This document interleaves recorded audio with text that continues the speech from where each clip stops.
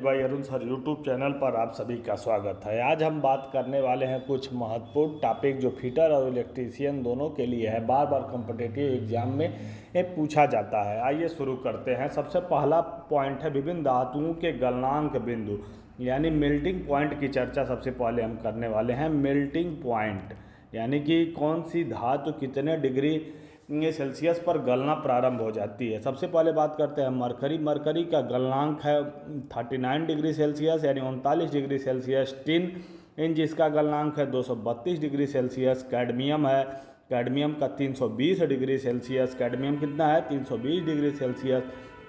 Lead जो है 327 degree Celsius. उसके बाद मोलिबेडनम है 390 डिग्री सेल्सियस। उसके बाद जिंक है, जिंक 420 डिग्री सेल्सियस। या बार बार आपकी परीक्षा में पूछा गया है जिंक का गलनांक कितना होता है? 420 डिग्री सेल्सियस। एल्युमिनियम का भी बार बार पूछा गया है 660 डिग्री सेल्सियस। चांदी का 960 डिग्री सेल्सियस। पीतल का 1010 डिग्री सेल्सियस। उसके बाद सोना 1063 डिग्री सेल्सियस।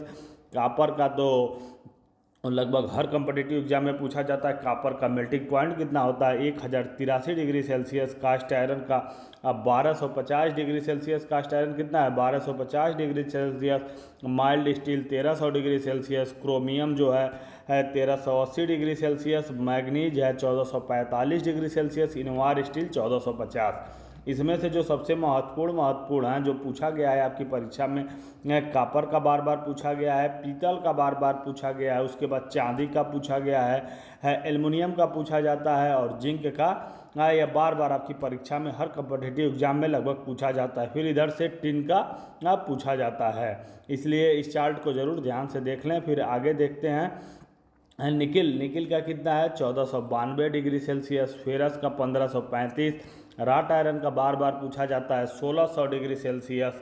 राट आयरन को किस भट्टी में बनाया जाता है? पुडलिंग फर्नेस में बनाया जाता है। Vanadium 1730 degree Celsius. Platinum 1773 degree Celsius. Cobalt 1800 degree Celsius. Cobalt कितना है? 1800 degree Celsius. Tungsten 3380। Diamond 3600 degree Celsius. यह प्रमुख मेल्टिंग पॉइंट थे जो बढ़िया बढ़िया धातु के जो आपकी परीक्षा में कॉम्पिटिटिव एग्जाम में पूछे जाते हैं। आइए अब देखते हैं विभिन्न धातुओं के ड्रिल का पॉइंट एंगल कितना रखा जाता है, यानी कि जो ड्रिल हमारी जो वृत्ताकार होल का निर्माण करती है उसका पॉइंट एंगल किस मटेरियल के लिए कितना रखा जाता है। नॉर्मल सा सबसे पहले क्वेश्चन पूछा जाता है कि नॉर्मल कार्यों के लिए ड्रिल का पॉइंट एंगल कितना होता है, तो वह 118 डिग्री होता है।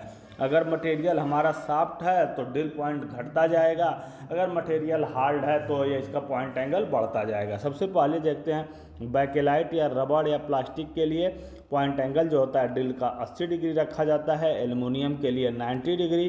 कठोर लकड़ी के लिए 90 डिग्री। कठोर पीतल के लिए 100 डिग्री। माइल्ड स्टील के लिए 118 डिग्री और कास्ट स्टील के लिए 130 डिग्री। और हमेशा पूछा जाता है नॉर्मल कार्यों के लिए या माइल्ड स्टील के लिए ड्रिल का पॉइंट एंगल कितना होता है, तो 118 डिग्री ही होता है। हार्ड स्टील के लिए 130 डिग्री। फोर्ज स्टील के लिए 140 डिग्री। आइए अगला टॉपिक अब देखते हैं विभिन्न धातुओं के लिए किस प्रकार के कूलेंट का उपयोग किया जाता है।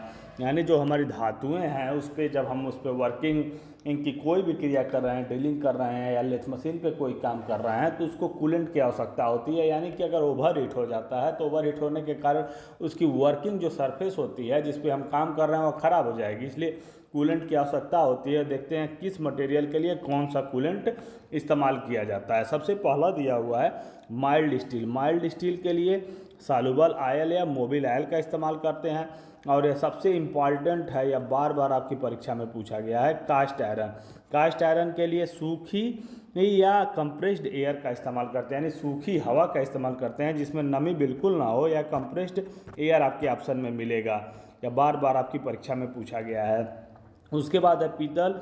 पीतल के लिए सूखा रखते हैं, कोई भी मतलब कि किसी पे इस्तेमाल करने की ज़रूरत नहीं है किसी भी कूलेंट की। एल्युमिनियम के लिए भी बहुत इंपॉर्टेंट है, यह भी बार बार पूछा गया। एल्युमिनियम के लिए केरोसिन का इस्तेमाल करते हैं। हार्ड स्टील के लिए लाल डायल और प्लास्टिक, रबड़ और फाइबर के लिए सूखा। अब मतलब कि किसी प्रकार के कूलेंट की कोई आवश्यकता नहीं है।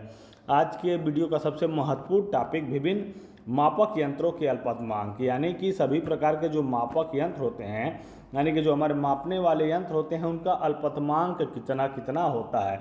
अल्पतमांक यानी कि लिस्ट काउंट जिसे कहते हैं। लिस्ट काउंट क्या होता है? लिस्ट काउंट मापी जा सकने वाली न्यूनतम माप, यानी उस यंत्र से हम कितना न्यूनतम माप ले सकते हैं, वही अल्पतमांक होता है। आइए शुरू करते हैं। सबसे पहला दिया हुआ है वर्नियर माइक्रोमीटर। वर्नियर माइक्रोमीटर का 0.001 होता है। अगर आपसे नॉर्मल में पूछे माइक्रोमीटर तो 0.01 mm होता है। अगर माइक्रोमीटर के आगे वर्नियर लग जाए तो एक जीरो यहाँ पर बढ़ जाएगा। इस बात का विशेष ध्यान रखेंगे। माइक्रोमीटर किसी प्रकार का हो, डेप्थ माइक्रोमीटर हो, इनसाइड माइक्रोमीटर हो, आउटसाइड माइक्रोमीटर हो, सभी का अल्पतमांक 0.01 mm होता है। जबकि अगर आपसे इसके आगे वर्नियर लगा के पूछा जाए तो 0.001 mm होता है। फिर आगे देखते हैं वर्नियर कैलिपर। वर्नियर कैलिपर का अल्पतमांक कितना होता है? 0.02 mm। फिर वर्नियर हाइट गेज का दिया हुआ है, इसका भी 0.02 mm होता है। वर्नियर डेप्थ गेज, इसका भी 0.02 mm होता है। यानी कि जितने भी वर्नियर हैं, वर्नियर के आगे हाइट गेज हो, डेप्थ गेज हो, किसी प्रकार का हो वर्नियर से संबंधित सभी प्रकार का अल्पतमांक 99% 0.02 mm होगा। अगर इसी के आगे माइक्रोमीटर लग जाए, माइक्रोमीटर वर्नियर का आपसे पूछ ले, माइक्रोमीटर वर्नियर कैलिपर का अल्पतमांक कितना होता है, तो यहाँ पर एक जीरो और बढ़ जाएगा, 0.002 mm हो जाएगा। इस बात का विशेष ध्यान रखेंगे कि क्वेश्चन किस प्रकार से पूछा गया है। नॉर्मल में अगर पूछा जाता है वर्नियर लगा के, वर्नियर हाइट गेज हुआ, वर्नियर डेप्थ गेज हुआ, वर्नियर कैलिपर हुआ, क्या लगभग कोई भी वर्नियर से संबंधित है तो 0.02 होता है। अगर उसके आगे वर्नियर लगा हुआ है तो एक जीरो और बढ़ जाएगा, 0.02 mm हो जाएगा। उसके बाद डायल टेस्ट इंडिकेटर का देखते हैं। डायल टेस्ट इंडिकेटर का 0.01 mm है। उसके बाद डेप्थ माइक्रोमीटर, यानी कोई भी माइक्रोमीटर हो, डेप्थ माइक्रोमीटर हो, इनसाइड हो, आउटसाइड हो, बोर माइक्रोमीटर हो, कोई भी माइक्रोमीटर हो, उसका अल्पतमांक 0.01 mm ही रहेगा। बस अब बशर्ते आगे अगर वर्नियर लग गया है तो 0.001 mm हो जाएगा। इस बात का विशेष ध्यान रखेंगे। ट्राई स्क्वायर का लिस्ट काउंट कभी कभी पूछा जाता है तो इसका होता है 0.002 प्रति 10 mm। उसके बाद डायल वर्नियर का अल्पतमांक कितना है? डायल वर्नियर का अल्पतमांक 0.01 mm है। डिजिटल वर्नियर का अल्पतमांक 0.01 mm है।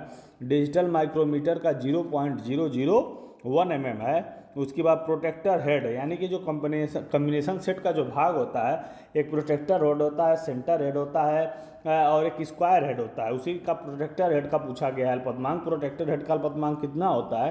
प्रोटेक्टर हेड 1 डिग्री तक शुद्धता का मापन कर सकता है।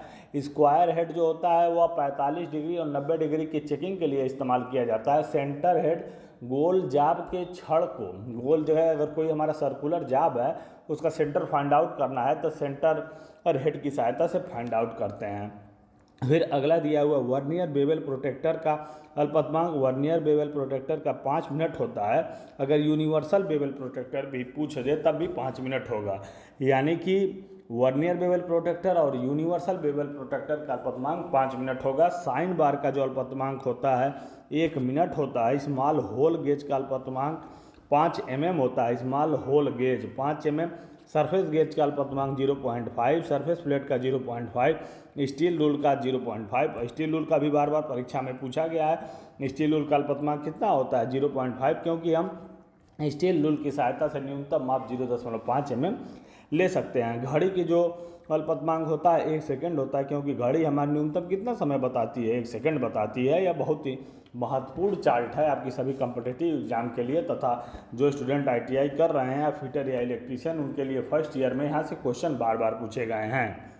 अब अगला पॉइंट है विभिन्न धातुओं के फोर्जिंग तापमान, यानी कि फोर्जिंग टेम्परेचर कितना रखा जाता है। फोर्जिंग टेम्परेचर जो है राट आयरन के लिए 860 डिग्री सेल्सियस से 1340 डिग्री सेल्सियस रखा जाता है। मीडियम कार्बन स्टील के लिए 850 से 1250 डिग्री सेल्सियस रखा जाता है। माइल्ड स्टील के लिए 800 से 1300 रखा जाता है। हाई कार्बन स्टील यानी HCS के लिए 950 से 1150 डिग्री सेल्सियस रखा जाता है। हाई स्पीड स्टील के लिए 900 से 1100 डिग्री सेल्सियस रखा जाता है। तांबा पीतल कांसे के लिए फोर्जिंग टेम्परेचर 540 से 900 डिग्री सेल्सियस रखा जाता है। मैग्नीशियम तथा एल्युमिनियम के लिए 320 से 480 डिग्री सेल्सियस रखा जाता है। ओके, उसके बाद एक कन्वर्जन टेबल देखते हैं, यह भी आपकी परीक्षा में पूछा गया है। कन्वर्जन टेबल हल, एक गज में कितना होता है? एक गज में 0.914 मीटर होता है। एक गज में 91.4 सेंटीमीटर होता है। एक गज में कितना हो जाएगा? तब एक जीरो और इधर चला जाएगा, 914 हो जाएगा। एक गज में 3 फुट होता है। फिर एक गज में 36 इंच होते हैं। एक गज में 36 इंच। एक फुट में 0.3048 मीटर होते हैं। एक फुट में 30.48 सेंटीमीटर होते हैं। एक फुट में 304.8 होते हैं। एक फुट में 12 इंच होते हैं। एक इंच में 0.0254 मीटर होते हैं। एक इंच में 2.54 सेंटीमीटर होते हैं। और एक इंच में 25.4 होते हैं। यह आपकी परीक्षा में बार बार पूछा गया है कि एक इंच में कि कितने होते हैं? 25.4 होते हैं तथा सेंटीमीटर 2.54 सेंटीमीटर होते हैं। तो इसे जरूर ध्यान रखेंगे। यह भी बार बार पूछा गया। एक माइक्रोन 0.001 मिलीमीटर के बराबर होता है। फिर 1 मिलीमीटर में कितने माइक्रोन होते हैं? 1000 माइक्रोन होते हैं। 1 मीटर में 1.094 गज होते हैं। 1 मीटर में 39.37 इंच होता है। 1 सेंटीमीटर में 0.3937 इंच होता है। 1 मिलीमीटर में 0.03937 इंच होता है। उसके बाद 1 मील में कितना किलोमीटर होता है? 1 मील में 1.6093 किलोमीटर होता है। 1 मील में 1609.3 मीटर होता है। 1 मील में कितना गज होता है? 1760 गज होता है। 1 मील में 5280 फीट होता है। एक फरनी बराबर कितना होता है? 10 के घाते -15 मीटर होता है। 1 पाउंड में 453.6 ग्राम होता है, या इसे 454 भी हम मान सकते हैं। एक नाटिकल मील में 1.852 किलोमीटर होता है। 1 मील में 8 फरलांग होते हैं। 1 फरलांग में 220 गज होते हैं। 1 इंच में 8 सूत होते हैं। 1 सूत में 3.17 होते हैं। अब कोण की पद्धतियाँ क्या है? एक वृत्त में कितने 4 समकोण बनते हैं? एक वृत्त है, इसे समकोण बोला जाता है। तो एक समकोण, 2 समकोण, इधर 3 इधर 4। एक वृत्त में कितने समकोण? 4 समकोण। एक समकोण कितने 90 डिग्री का होता है। 1 डिग्री में कितने मिनट होते हैं? 60 मिनट होते हैं। 1 रेडियन बराबर 57.3 डिग्री होता है। यह भी कई बार आपकी परीक्षा में पूछा गया है। यह भी पूछा जाता है कि कोण मापने की सबसे बड़ी इकाई जो होती है रेडियन होती है, सबसे छोटी इकाई जो होती है सेकेंड होती है। कोण की पद्धतियाँ मीट्रिक में देखते हैं।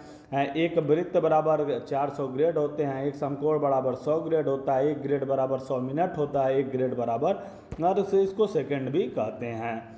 अब ड्रिल का व्यास के अनुसार मोर्स टेपर की कितनी रेंज रखी जाती है? मोर्स टेपर, एमटी टेपर जो देखते हैं, ड्रिल का अगर व्यास 3 से 14 है तो एमटी 0 से एमटी 1 तक होगा। 14.25 से 23 तक है तो एमटी 1 से एमटी 2 तक होगा। 23.5 से 31.5 है तो एमटी 2 से एमटी 3 होगा। यह वाला इम्पॉर्टेंट है, पूछा जाता है। 32 से 49.5 एम के लिए कितना होता है? एमटी 3 से एमटी 4 होता है। उसी के बाद 50 से 76.5 एमटी 4 से एमटी 5 तक होता है। उसके बाद देखते हैं 77 से 100 तक एमटी 5 से एमटी 6 तक होता है। उसके बाद देखते हैं विभिन्न ऑपरेशन के लिए कितना अलाउंस रखा जाता है। कोई भी अलाउंस कितनी मतलब छूट रखी जाती है। फाइलिंग अलाउंस जो होता है 0.025 से 0.5 तक रखा जाता है। स्क्रैपिंग अलाउंस 0.1 से 0.4 तक रखा जाता है। लैपिंग अलाउंस 0.005 से 0.01 रखा जाता है। यह कई बार कम्पिटिटिव एग्जाम में पूछा गया है। लैपिंग अलाउंस कितना रखा जाता है? 0.005 से 0.01 होनिंग अलाउंस 0.25 से 0.35।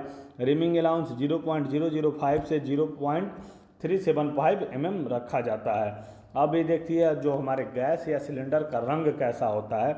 2 बहुत ही इंपॉर्टेंट है जो बार बार आपकी परीक्षा में पूछे गए हैं। पूछा जाता है ऑक्सीजन सिलेंडर का रंग कैसा होता है? तो काला होता है। एसिटिलीन का मैरून होता है। अगर मैरून नहीं दिया है तो ऑप्शन में लाल होगा। ये दोनों बहुत ही इंपॉर्टेंट क्वेश्चन है, बार बार आपकी परीक्षा में पूछे गए हैं। उसके बाद देखते हैं आग का प्रकार दिया हुआ है। आग कितने प्रकार के होते हैं? आग जो होते हैं हमारे 4 प्रकार के होते हैं। Class A fire, class B fire, class C fire, class D fire.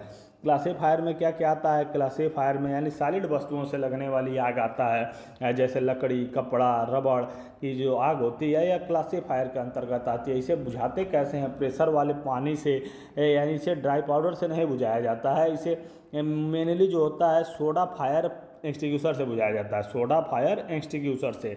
B class वाले में लिक्विड फायर आता है, यानी लिक्विड से लगने वाली आग। यानी किससे लगने वाली आग? डीजल से लगने वाली आग, पेट्रोल से लगने वाली आग। बी फायर में आता है लिक्विड वाली आग। इसे बुझाते कैसे हैं? फोम फायर एक्सटिंग्विशर से। बी वाले की किससे बुझाएंगे? फोम फायर एक्सटिंग्विशर से। सी वाले में क्या क्या आता है? सी वाले में गैस फायर आता है। गैस फायर यानी मीथेन, इथेन, प्रोपेन से लगने वाली आग आता है। सी वाले को किससे बुझाते हैं? ड्राई पाउडर से बुझाया जाता है। सी वाले को किससे बुझाएंगे? ड्राई पाउडर को।